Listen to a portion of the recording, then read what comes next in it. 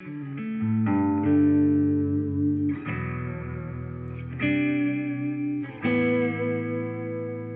Valvebucker is something that we started working on about 10 years ago. It started from a one-off project that was never meant to be anything beyond that one-off guitar, really. I mean, it was a custom guitar that started from a question from my friend and a customer. He asked me that, what if the electric guitar would have been invented in the late 19th century? How would you envision that? And I was just very confused about the question. And then he explained more that that the electric guitar kind of became popular in the 40s or towards the end of the 40s, during 50s.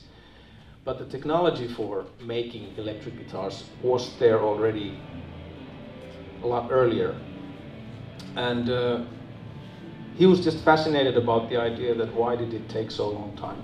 Well, we know that the history goes in a certain way. I mean, the reason why electric guitar came by was because of the need for higher volumes, and one of the defining elements why actually electric guitar was invented, when it was invented, was the invention of speaker element, which came about in the 30s. But technically, yes, you could have made electric guitar already a lot earlier. And yeah, so that became kind of like a brainstorming session for me, that and somewhere along that process, I stumbled across a couple of interesting details from the history, like that the telephone, when the telephone was invented, that was soon after one of the first applications for vacuum tubes was to amplify the telephone signals, so you could make long distance calls. So technically speaking, you could have made an electric guitar at that time and plugged it into your telephone line and called to your friend with the guitar. So I don't know what's the point of it, but that's really the starting point of that guitar, because that brought about the idea that, okay, so has somebody ever made an active pickup with tubes? And we made that guitar for my friend. I called the guitar Captain Nemo, and I was hoping that when we get it ready, we get some kind of a sound out of it. I was never really expecting something spectacular or that we would necessarily want to go beyond that, but that one instrument. But the first time I plugged the guitar in, it was a surreal experience for me, because there were certain qualities in that sound that were very fascinating, that I hadn't heard before in an electric guitar. And so it's a kind of a telling of what creativity is about, and what's the roots of creating something new, is that it's often about playfulness, and that you kind of play with something, with elements that are not related to each other, and you just kind of like play it with a childlike playfulness, and you stumble about like cool things, and then mix them up, and then out of that mixture rises up something that you didn't expect, that kicks you on a new path that you kind of didn't know existed before that. So this was the beginning of the 5-year development of what became the Valvebucker. And I think, Ruben, if you would play a little bit, yeah, sure, rather than me kind of talking all the time. I'm hoping that we could develop here some kind of conversation, that any time, if you have some questions or whatever, please ask.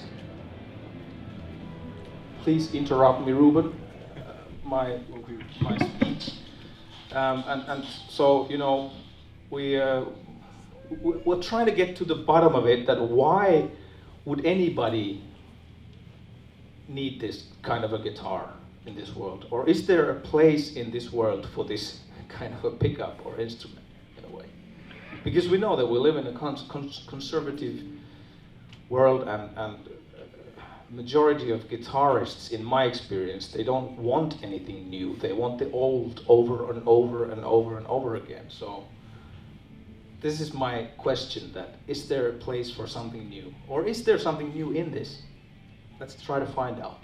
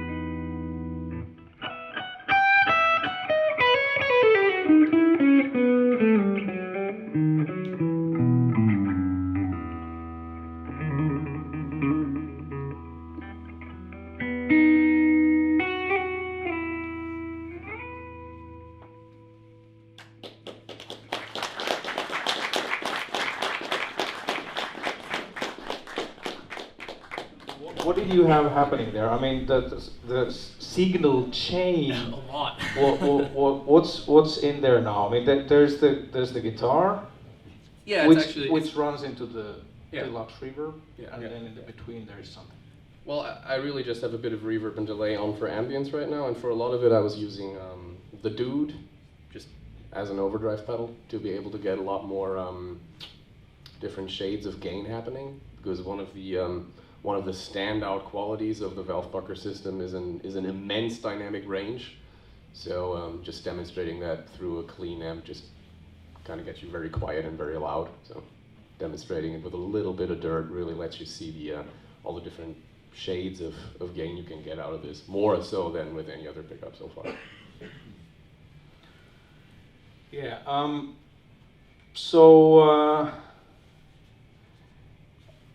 a lot of people, like when we put out some first videos and we kind of launched this pickup in January, or it was end of the last year when we put out some first videos, and then we did some press release and kind of the first time presented the pickup at the NAMM show in January, and I started getting a lot of questions and and a lot of confused people, a lot of confused players about that there's just one pickup stuck in the middle of it, and a lot of opinions about that.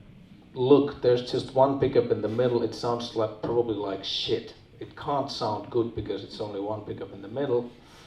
And then another comment that has been repeating a lot is that the kind of disbelief of us daring to put tubes into a guitar, that it's some kind of blasphemy, you know. It's not supposed to be done. That why? And some of the people were saying that, okay, so first there were tube amplifiers, then there were tube effects pedals, and now tubes are in the guitar. That what's next? You know, are you going to put tubes into your picks, into your slide with the tube, you know, whatever? And so it kind of got a bit overboard, and a lot of also misconceptions and misunderstandings about what is it for. You know, a lot of people think that it's like a built-in amplifier, like a preamplifier. Like a preamplifier with EQ, with all kind. You know, that it's more thinking of like a preamplifier that you would more typically have on the floor. And that's where the other common question came, that why aren't the tubes on the floor? And what was one more thing that I was thinking? Yeah, the tubes are heating so much, and you're going to get electrocuted. And there's been all kinds of misunderstandings. Some people have been thinking that it's some kind of an overdrive pedal built into it, or that it's like it's there to color the sound, or some kind of an effect, giving you something, that it's a normal magnetic pickup in the middle of it, and then we're coloring it with the tube circuit in some way. But this is all kind of misunderstanding. I mean, the point of the whole thing is, you should think of it as an active pickup. You should think of it like EMG has been making active pickups for a long time, and there's others who've been making them. And they sound a certain way, they have certain characteristics that some people like, some people don't. They have a certain way they sound like. And this is another way of doing an active pickup that sounds very different from an EMG pickup. But like at the bottom of it, it's kind of a similar thinking behind it. I mean, inside an EMG pickup, what you have there is, or let's say, an active, like a regular active pickup done with solid state components. You have a coil and a magnet, just like any normal passive pickup would have, and then you have a little preamplifier built in there, so that you can amplify the signal to the correct impedance that is then sent through the cord to the rest of your rig. The whole idea, though, is the sound that you're getting from this, right? Yeah. That was what the first thing you heard. Yeah. Difference in sound. Yeah. Okay, now, is that because you've played a lot of guitar during your life? You've tried different amps, different, combinations of things? Because to me it sounds really clear, it sounds crisp, but I wouldn't know that you weren't getting this out of dialing on an amp or something. So, yeah. I mean, it sounds fine. It sounds really good. I would have to be told this is what it's doing. Yeah, or you would have to hold the guitar and play it, because that's where half of the information is already lost when you're listening to it. Yeah, but then also you would have had to have played guitar for a long time.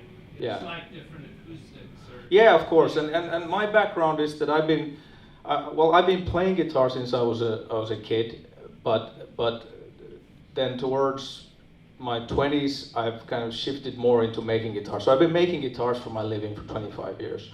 And so this is my thing. I make guitars. I've made guitars for all kinds of different kinds of professional players in different countries over the years. And my experience of sound, of course, my experience of sound is subjective to me. I mean, it's how I perceive sound. So I have to start from there, right? I have to start from how I experience it. And when I say I experience something unusual when playing that first prototype of this, the Captain Nemo, then it would be my subjective opinion, obviously. Yeah. And so I started on from there. And what's happening in there? I mean, why would it be different from a, let's say, normal electric guitar, or normal, or let's say, conventional active pickup even? is that what we're doing, I would compare it now, I'm making a little comparison to studio technology, like how microphones work. Like this microphone, what is this microphone? This is a dynamic microphone, maybe Shure SM58 or something. It's a better 58. Yeah, so it's a dynamic microphone, passive. It has a coil, it has a magnet. But it's not actually very far technology-wise from a magnetic pickup in a guitar. This kind of a pickup, it's great. It's kind of rugged. It's simple. It's it doesn't break easily. It's very common. I mean, you can to use these pickups. But if you would be in a studio environment and if you would want to capture, let's say, human voice in all its nuances, if you want to capture really like everything, you wouldn't probably use this microphone to record at that point. You would choose something else that is capable of capturing all those nuances. Let's say like a legendary example would be a comparison, and this is an analogy to the Valvebucker, would be like a Neumann U47 tube microphone. And the technology, or the difference between a dynamic microphone like this one here, or a Neumann U47, or any like a more modern tube microphone, would be that in that tube microphone you have a very sensitive microphone capsule that captures the sound. But that microphone capsule, the sound that it captures, it sends a very weak signal. And it has to be for it in order to be that sensitive. Yeah, that's right. So it's a really low impedance signal that sensitive capsule sends, and so you need to amplify it to be able to send it through the cord to your mixer desk. And you can't amplify it in the mixer desk because you would lose half of those nuances to the cord of that weak signal. So you would need to do it in the microphone. So Neumann does it with the tube. And it sounds a certain way. And it has sounded probably pretty good because it's been used so much on all kinds of recordings like throughout the decades. This is kind of like, in a nutshell, that's the difference technology-wise, what's happening in a passive pickup. There is magnet and there's coil, and those elements together generate signal strong enough to send it passively through the cord to your amplifier. And when this is happening... And I mean, even that is sort of debatable because every guitar player knows signal loss just, from a passive pickup. So we send it through too much cord and you can already hear that you're losing a lot of it, although that's a fairly strong signal. Yeah, that's when right. compared to an active element. Yeah, and the stronger the signal you send through the passive pickup, the more the sound gets colored, or the more it gets kind of compressed, the more information you lose. Because that technology the passive technology doesn't allow you more control than that. I mean, you just have the coil and the magnet. You can modify it up to a point. You can change different gauge of wire and different tightness of the wire, different shape of the coil, different magnets, but that's about it. I mean, that's what you can do. Photographers they talk about like dynamic stops or stops of dynamic range, and this is like comparable to like a Hollywood video camera. You can point it at a scene that has like an insanely bright sky and like a very dimly lit scene, and you could get the details in both and not just one of them. And that's kind of a good analogy too, because if you point your phone at it, you have to decide whether you're going to expose the person correctly or the sky. You can't have both. Everyone kind of knows that. If you point your iPhone at something, at something that's super bright and super dark, you're kind of going to have to make up your mind what you want to be able to see properly. Thank you. Sorry, we've got to go, but thank you very much. You're most welcome. Yeah. Thank you. Most welcome. So going back to the Valvebucker, I mean, what's happening here, in simplified, but that's basically what's it. I mean, it's a really sensitive magnetic pickup. So it's a redesigned magnetic pickup. It's not. I mean, if you would run that magnetic pickup you see there in the middle of that, in the middle of the Valvebucker, if you run that passive through the chord, it's going to sound stupid. You're going to lose a lot of the nuances there, but the rest of your signal chain doesn't understand that signal because it's way, way too low impedance. Also just too weak in general, right? Like the level wouldn't even be able to be usable for yeah, an amp or pedals or yeah. anything. So we need to amplify this in one way or the other. And the trade-in with the weakness and the kind of the sensitivity. So we get a lot of information. We get a flat frequency response. We get like everything the strings produce, or the strings send, or the kind of how to say that magnetic pickup senses from the movement of the strings, and that again, the way the strings move and vibrate, then the guitar body and the guitar neck and everything affects to that. There are certain frequencies that get coupled, certain frequencies get cancelled, so it's kind of like the guitar as an element, as an acoustic element, affects to how the string exactly vibrates. So that's the kind of, yeah. I mean, you could clearly hear that you have different positions. Yeah. Like when you switch. Yeah, it would be. Oh, but it's So how's the switch get? it's internal circuitry. Okay. That's exactly what you were trying to get. So I'm getting into that. So okay. So from that magnetic pickup, we get a lot of information. We get too much information, but we get everything. We get all the nuances. So now, instead of thinking of a passive circuit, passive pickup, where we have only so much control over what we can do with that signal, now we have all of a sudden a lot more control over what we can do with that sound. So we can sculpt that sound in one way or another way or another way. And here what you're hearing from these three positions of the switch, those are three ways to sculpt the sound from the Valvebucker. So, I mean, of course, some people have asked that, can you make it with 2 pickups? Yes, we can. We can make it with 5 pickups if we can fit them there. But let's say that the Mark I, the Valvebucker, this is intentionally made this way, that it's only 1 pickup, because it can do so much. It can really be, I mean, it can do a version of the classic sounds just by sculpting it a certain way. You know, a bridge pickup, because of where it's positioned in, let's say, like a Telecaster, maybe like this. It sounds that honky MIDI, very focused kind of sound that really drives an amp hard. It sounds that way because of where it is positioned and what part of the string it's picking up. And that produces a certain sonic image. And then if you go over to the neck position, even if you were to put the same pickup in there, it would sound completely different. And with this, because you're getting, like you said, all of the sonic information, not just in terms of frequency, but also in terms of dynamics, you can now decide what you want to do with that signal. And so you can make it sound like just pretty regular.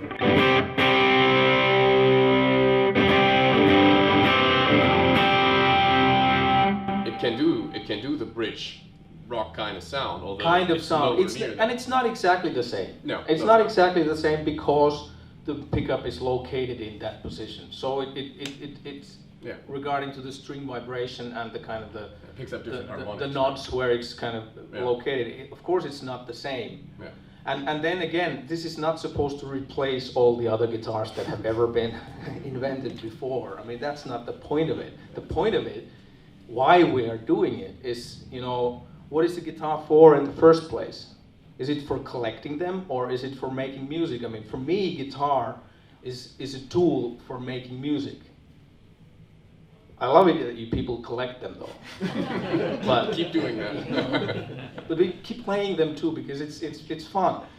It adds to your lives, you know. It's for playing, and it's for making music. So what I'm thinking, you know, what the Valvebucker is, it's a new way to inspire people, new way to get inspired. And does the world need it? Most guitarists don't. They don't even want to need it, because they just want the old. But then there are people that are not happy with what already is. I mean, that's the kind of or are ready to have their Yeah, eyes or- open to yeah. something they didn't know they were missing. Yeah. Well, it's kind of like the Steve Jobs famous, that people don't know what they want until you show it to them. And maybe for some people this could be that. There might be for some guitarists, there might be songs lurking in that guitar that they couldn't find otherwise. I mean, there's an expressiveness to me as a player, the sonics, the frequency response of it is one thing, but for me the expressiveness of that increased dynamic range is really where it's at, because it does exactly that. It captures every nuance of what you're doing, so it's quite unforgiving. It's not even easy to play, but it actually captures and translates everything you do, or at least a hell of a lot more than a regular magnetic pickup does that has a very sort of sluggish response by comparison. Yeah, it's like, and that's earlier this one gentleman asked about that, that it sounds good, but he can't really point out, he can't really pinpoint that it would be so different. And I think it's that easily felt though. And I think that it's like always with guitars. I mean, people ask me that when I hear music on radio, do I hear if it's played with my guitar? I don't hear it. I don't hear it. That's kind of a, the further we get from the source of it, the more information gets lost. If we listen it through computer speakers at home, so much, most of the information is gone by that time. And thinking of, what, and I'm not talking about the Valvebucker, I'm talking about in general, when somebody is, when I'm told that this is a great guitar, I can't really say if it's a great guitar even by listening someone play it. I need to pick it up, I need to have it in my hands to be able to feel it, to be able to experience how it responds to when I hit it or when I play it more lightly, and so on and so forth. So I guess that, in that way I understand that with the Valvebucker, the fact that there is a difference that people are noticing. Those people are noticing it who play the guitar, who try the guitar. Everybody notices something unusual about it.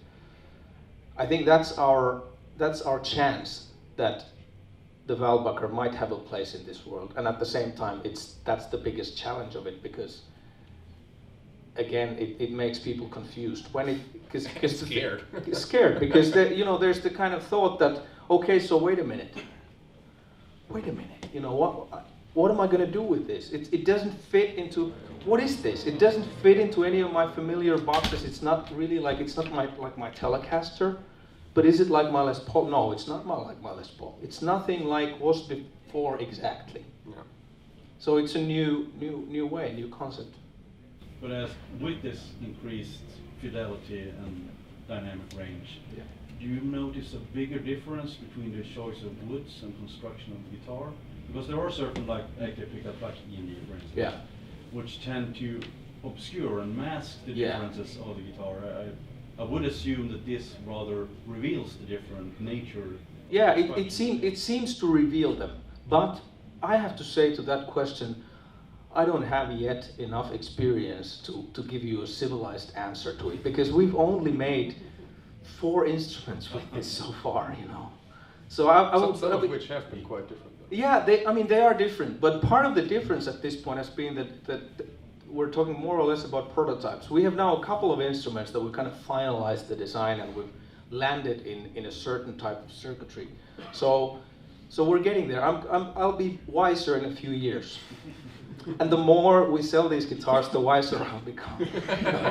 So I don't have a better answer to that, because it's like it is a really, really new thing for you guys, but it's pretty new for me too, because it's something that business-wise, this doesn't make any sense for me. This doesn't make it's like lunacy to start working on something like this, because it eats so much time, so much money, so much effort from many people to develop something like this, that I have to say that it's the artist in me, or the kind of the passion that drives You know, it's kind of, you know, musicians are ready to sacrifice a lot to be able to do their art. You know, they don't often put money the very first priority in their lives, and this is like for for me in a different way. I'm not a guitar player as my profession, but this is my way of sacrificing a lot of things to be able to do the fun stuff.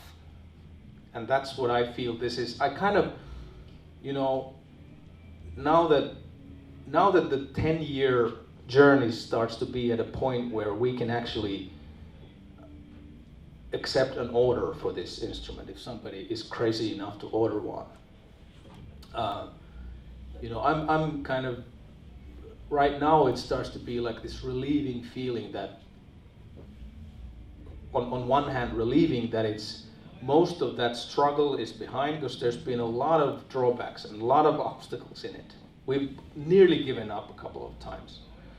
And on the other side of it, I have this like, this immense feeling of success of, you know, having been a guitar maker for my living, or as my career for 25 years.